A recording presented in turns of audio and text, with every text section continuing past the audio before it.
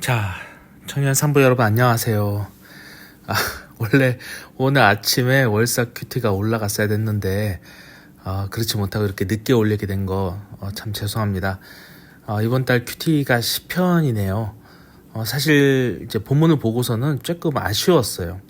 왜냐면 이제 제가 재작년부터 청년 예배를 드리면서 그러니까 설교나 뭐 수련회 사경회나 또 작년 성경대학도 하고 이러면서 계속 시편하고 마가복음을 접할 기회가 많이 있었거든요. 뭐 시리즈 설교도 하고 뭐 여러 가지 했는데, 그래서 이번 3월 큐티는 약간 좀 뭐 구약이나 뭐 아니면 다른 것들이 나오면 어떨까 했는데 또 이렇게 시편이 딱 하고 나왔네요. 그래서 이게 시편 하면은 제가 가지고 있는 이 생각이 있어요. 그래서 다윗 언약부터 시작을 해서 또 똑같은 이야기를 해야 할까, 아니면 색다른 관점에서 또다시 정리해서 말씀을 드리면 좋을까 고민을 많이 했습니다. 그래도 이번 월사 큐티까지는 제가 항상 시편을 할 때마다 강조했던 거 있죠. 작년 사경회 때도 여러분들이 같이 들었는데, 점진적인 계시의 발전의 관점을 이제 유지하면서 여러분들이 매일 개인 묵상을 하기에 좋은 주제를 또 선정을 해서 개인 큐티에 도움을 드리면 좋겠다, 이런 생각을 하게 됐습니다. 자, 함께 보도록 하겠습니다. 이번 달에 여러분들이 묵상할 부분은 시편 42편에서 61편까지입니다. 그쵸? 작년 말씀 사경할 때 열심히 들은 분들은 이제 시편 어느 지점이 딱 나오면 이제 얘기를 딱 하실 수가 있을 거예요. 여기는 시편 5권의 책들 중에서 몇 번째 책에 나오는 내용이구나. 그러면 어떤 내용으로 조금 우리가 배경 지식을 가지고 이해하면 되겠다.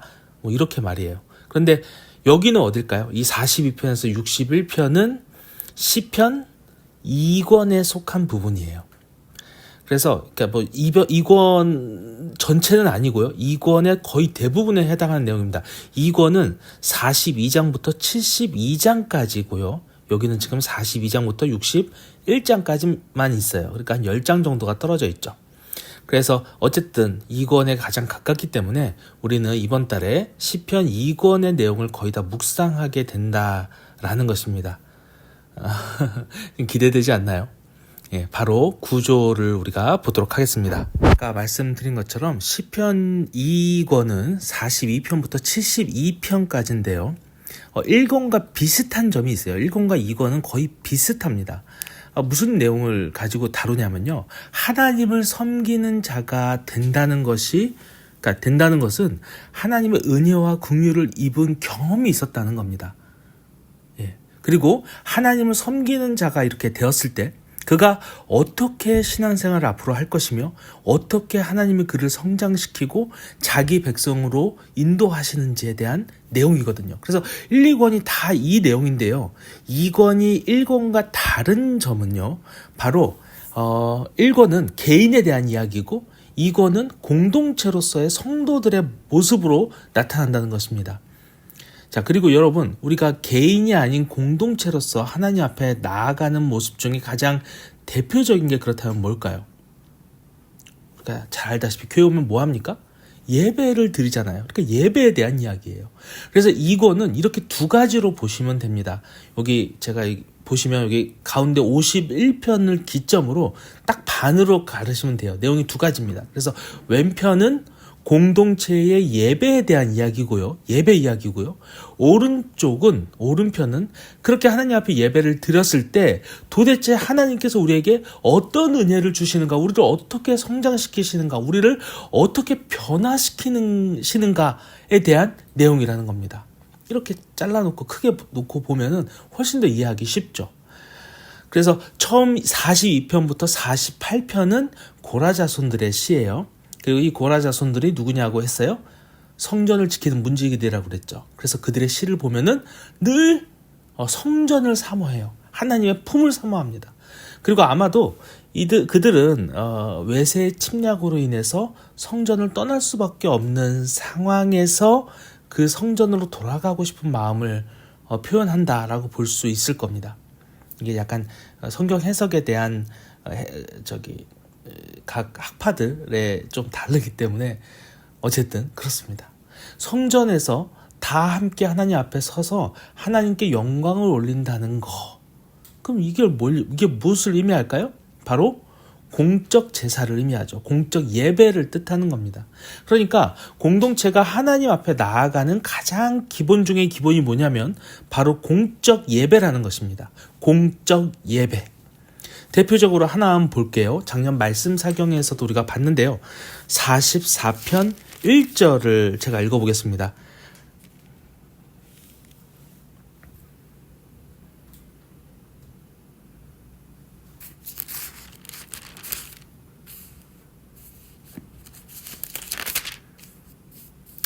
어, 42편 1절을 볼게요.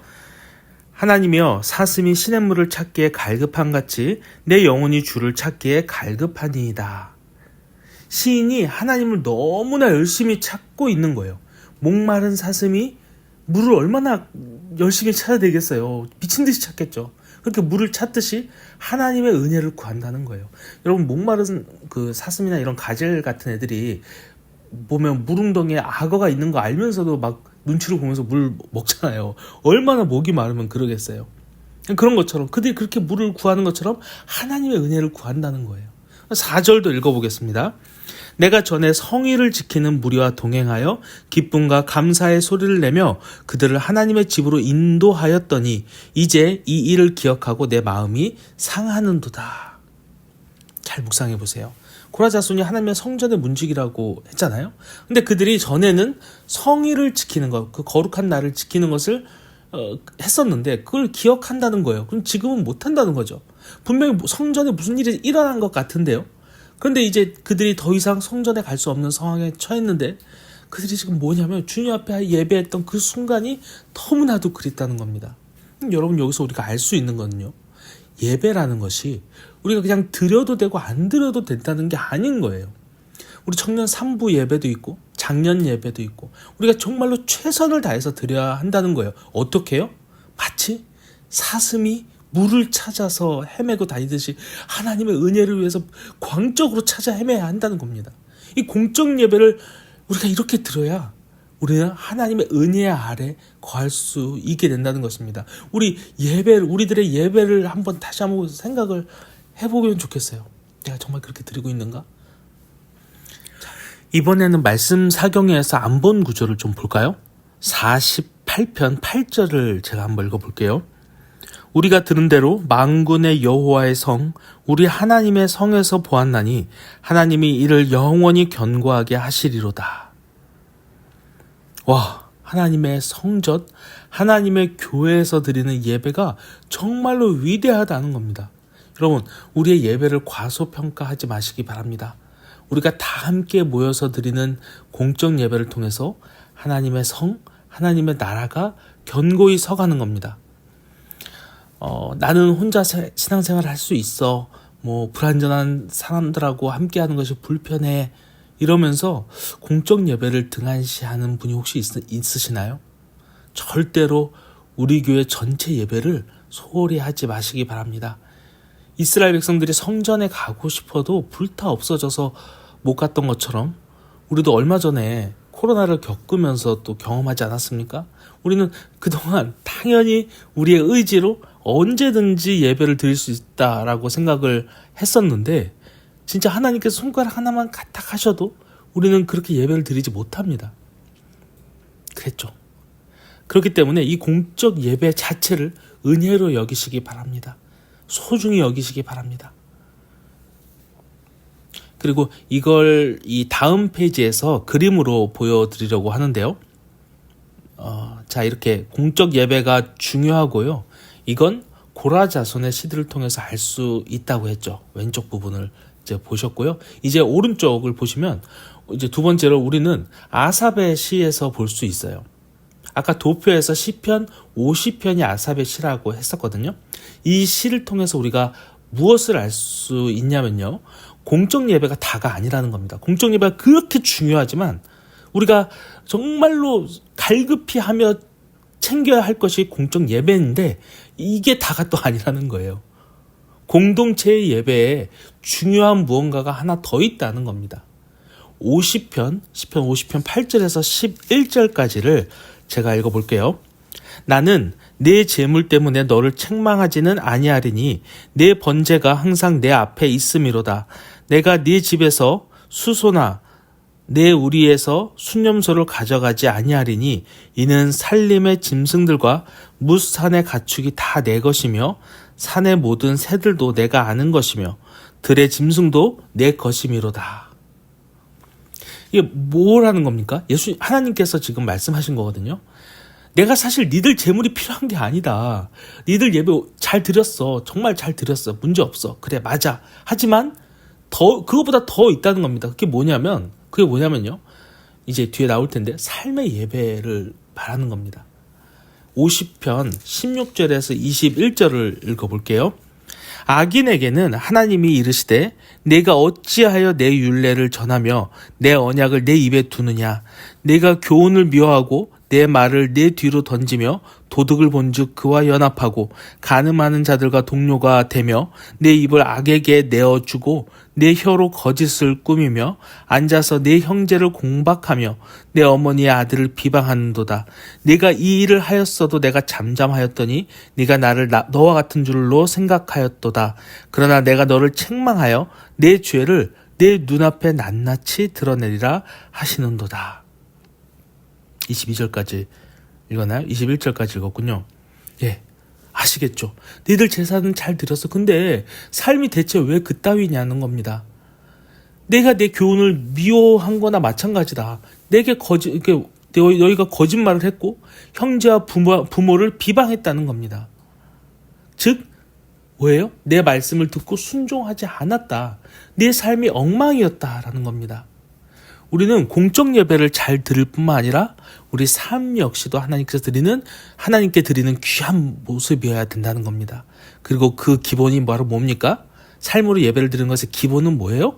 말씀에 순종하는 모습이라는 겁니다. 마지막으로 23절을 제가 읽어볼게요. 50편 23절입니다. 감사로 제사를 드리는 자가 나를 영화롭게 하나니 그의 행위를 옳게 하는 자에게 내가 하나님의 구원을 보이리라. 그의 행위를 옳게 하는 자에게 구원을 보인다 하셨습니다.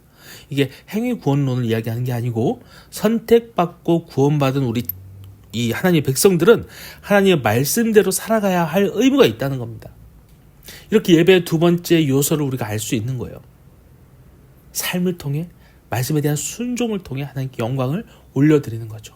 그리고 마지막으로 이제 이 51편 오른쪽으로 넘어갈 거예요. 51편이 기준이거든요.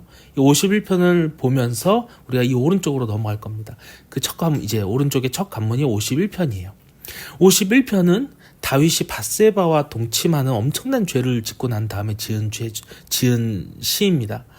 그가 하나님 앞에서 어떻게 나오는지를 한번 보시기 바라요. 51편 1절에서 4절을 읽어보겠습니다. 하나님이여 주의 인자를 따라 내게 은혜를 베푸시며 주의 많은 긍휼을 따라 내 죄악을 지워주소서. 나의 죄악을 말갛게 씻으시며 나의 죄를 깨끗이 제하소서. 무릇 나는 내 죄가를 아오니 내 죄가 항상 내 앞에 있나이다. 내가 주께만 범죄하여 주의 목전에 악을 행하였사오니 주께서 말씀하실 때에 이로우시다 하고 주께서 심판하실 때에 순전하시다 하리이다. 다윗은 하나님 앞에서 진짜 철저하게 회개를 합니다. 주님, 내가 정말로 크게 죄를 지었습니다. 저는 하나님의 긍휼 없이는 이 죄를 절대로 지우지 못합니다.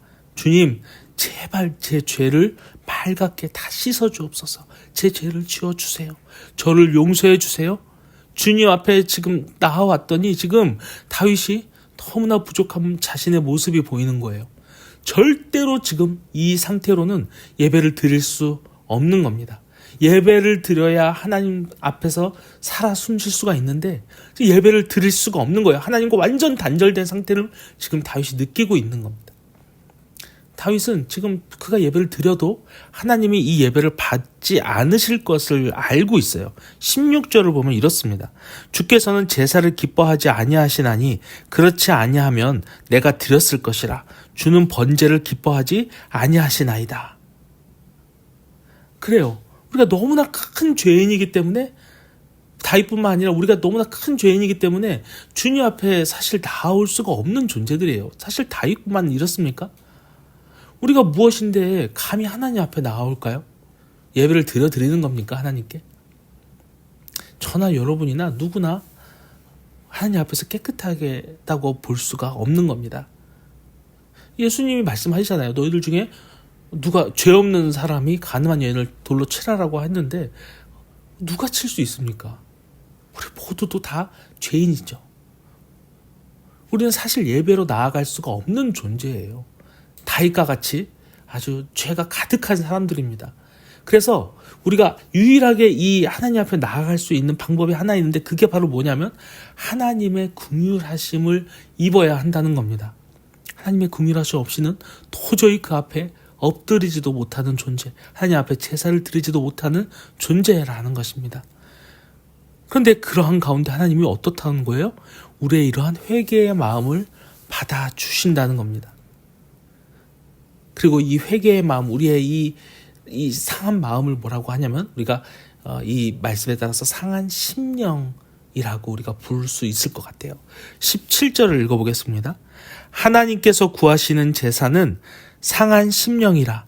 하나님이여 상하고 통회하는 마음을 주께서 멸시하지 아니하시리이다. 하나님께서 어떤 제사를 받으신다고요? 바로 상한 심령으로 드리는 제사, 상하고 통회하는 마음으로 드리는 이 예배를 하나님께서 절대로 멸시하지 않고 받아주신다는 겁니다. 자, 그러면 여러분, 우리가 하나님 앞에 나오는 예배의 마지막 가장 중요한 요소가 뭐라고요? 바로 이 상한 심령의 마음이라는 거예요. 여러분, 주님 앞에 우리가 나올 때 우리의 죄를 자복해야 됩니다. 우리가 주님 앞에서 그 말씀에 얼마나 사실 순종하면서 살까요? 부모와 형제, 가족에게 우리가 화 한 번 안 내고 살 수 있나요? 주변 사람들에게 아픈 말 안 하는 분 있나요? 주님의 말씀대로 살지 못하고 또다시 우리가 참여하는 마음으로 주님 앞에 매번 나오잖아요. 근데 이 마음을, 이 반복되는 우리의 죄악의 이 마음을, 회개하는 마음을 하나님께서는 받아주신다는 겁니다. 그리고 그게 바로 예배예요. 그리고 예배 중에 우리는 하나님의 큰 은혜를 체험하게 되는데요. 그것이 바로 뭐냐면 바로 10절에서 12절에 나와 있습니다. 51편 10절에서 12절에 하나님의 부어주시는 은혜를 우리가 볼 수 있는데요. 뭐냐면요. 하나님이여 내 속에 정한 마음을 창조하시고 내 안에 정직한 영을 새롭게 하소서. 나를 내 주 앞에서 쫓아내지 마시고 주의 성령을 내게서 거두지 마소서. 주의 구원의 즐거움을 내게 회복시켜 주시고 자원하는 심령을 주사 나를 붙드소서. 우리가 참된 예배를 통해서 우리는 다시금 이 정결한 마음이 회복이 되는 거예요. 정직한 영도 새롭게 됩니다. 원래 거짓의 입술만 계속 우리는 하잖아요. 그런데 다시금 하나님 앞에서 정직한 영이 새롭게 일어나는 겁니다. 구원의 즐거움도 회복이 돼요. 하나님께서 나를 구원하신 분이셨지. 나는 이제 죄로부터 자유한 존재야. 마지막으로 자원하는 심령을 하나님으로부터 받게 됩니다. 내가 하나님으로부터 10,000달란트 빚진 자로서 이것을 다 탕감하셨으니 이제 내가 뭘 해야 되겠느냐? 100달란트 나에게 빚진 자들에게 정말 통회하는 마음으로 그들을 사랑할 수 있는, 차원에서 그들을 섬길 수 있는 그런 마음을 하나님으로부터 받을 수 있다는 겁니다. 이게 바로 예배예요. 여러분, 예배는 어떤 분들은 잘못 가르치세요. 하나님께 영광을 올리기만 해야 된다라고 하지만 예배는요, 하나님께 영광을 올림과 동시에 사실 우리가 뭘 얼마나 대단한 존재이길래 하나님께 영광을 그렇게 잘 드리겠어요. 그 상한 심령으로 나는 주님 앞에 나올 수도 없는 존재입니다 라고 주님 앞에 그렇게 나아갈 때 예배 중에 또 뭘 받을 수 있는 거예요? 하나님으로부터 크신 은혜와 긍휼하심을 받는 거예요. 공동체로서 우리가 하나님께 예배를 드릴 때 하나님은 우리의 예배를 받아주시고 우리에게 한없는 은혜로 채워주시는 거예요. 방금 이 10절에서 12절에 나와 있는 그 구체적인 이런 은혜를 말입니다. 자, 그렇게 은혜를 우리가 받았을 때, 우리가 그런 예배를 드렸을 때 어떻게 된다라고 했죠? 넘어가는 거예요. 자, 도표를 다시 한번 보세요. 도표라기보다는 도표를 한번 다시 한번 볼게요. 먼저 이 오른쪽 51표 오른쪽이 뭐라고 그랬죠? 이제 앞에 왼쪽은 예배가 회복이 되는 걸 얘기하는 거잖아요. 그랬을 때 이 오른쪽이 어떻게 되는 겁니까? 51편을 기점으로 해서 점차적으로 하나님의 나라에 대한 기대감이 올라간다는 겁니다. 그리고 여러분들이 이번 달에 묵상할 시편이 바로 여기 요 가운데 보면 딱 60편 정도죠. 61편까지예요. 우리의 삶이 다윗이 다 밧세바를 범했을 것처럼 아주 가장 낮고 가장 비참한 심령에서 이렇게 차츰차츰 회복이 되어가는 과정들을 이 시편들을 보면서 우리가 알 수가 있어요. 그래서 51편부터 61편까지 여러분들 읽으시면서 성경을 또 보세요. 거기 표제가 나와 있거든요. 파란색 표제를 또 잘 보시기 바랍니다. 다윗이 겪었던 그 수많은 고난과 또 어려움이나 그 좌절들을 하나하나 다 살펴보시기 바랍니다. 그리고 그러한 가운데 하나님께서 어떻게 이 다윗을 이끌어 주셨는지를 반드시 묵상하시기 바랍니다. 자, 여러분 이렇게 세 가지 예배가 회복이 돼야 돼요. 공적 예배, 그리고 삶의 예배, 그리고 상한 심령의 예배. 그러한 가운데 우리에게는 반드시 회복이 있을 거예요. 마음의 회복도 있고요. 건강의 회복, 신앙 상태의 회복, 또 우리를 실질적으로 짓누르고 있는 어려운 문제로부터의 어떤 회복, 구원 이런 것들을 이야기하는 겁니다. 그래서 여러분 예배가 회복되면 좋겠어요. 3월 큐티를 하면서 특히 예배에 대해서 우리가 묵상하면 좋겠습니다. 우리의 신앙이 무너지지 않기 위해서, 그리고 혹은 우리 이미 무너진 우리의 신앙이 회복되기 위해서 우리가 예배에 집중하면 좋을 것 같아요. 생명의 삶을 통해서 이 시편을 묵상하면서 예배가 회복되는 우리 모두가 되면 좋겠습니다. 자, 마지막으로 우리가 함께 기도하면 좋겠는데요. 이렇게 기도하면 좋겠어요. 먼저 3월 한 달간도 큐티를 통해서 말씀을 묵상하고 또 하나님과 동행하는 삶을 살게 해달라고 기도하면 좋겠습니다. 두 번째로 하나님의 나라가 내 마음과 또 이 땅에 완성되는 그날이 반드시 있을 텐데 그날을 기대하고 소망하게 하여 주옵소서.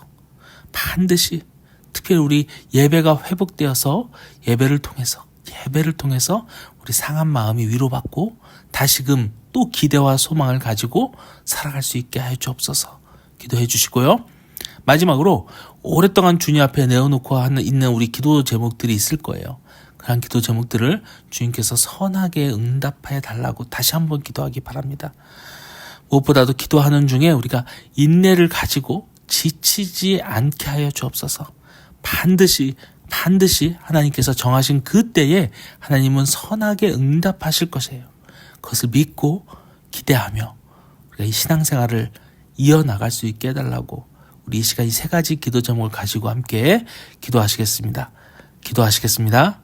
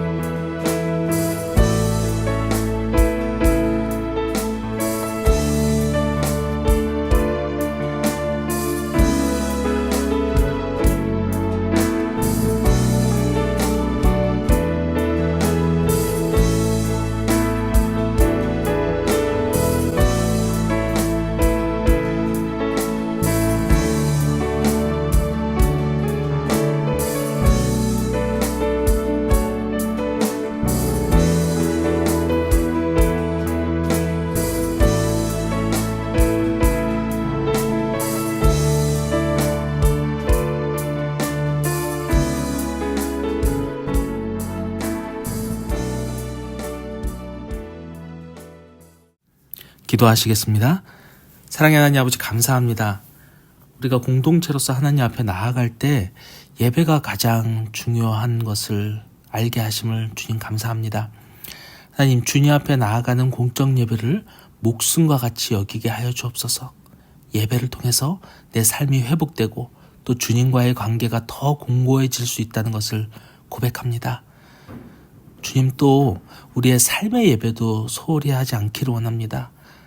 날마다 말씀을 묵상하고 그 말씀에 순종하는 삶을 통해 하나님께 영광 올리게 하여 주옵소서.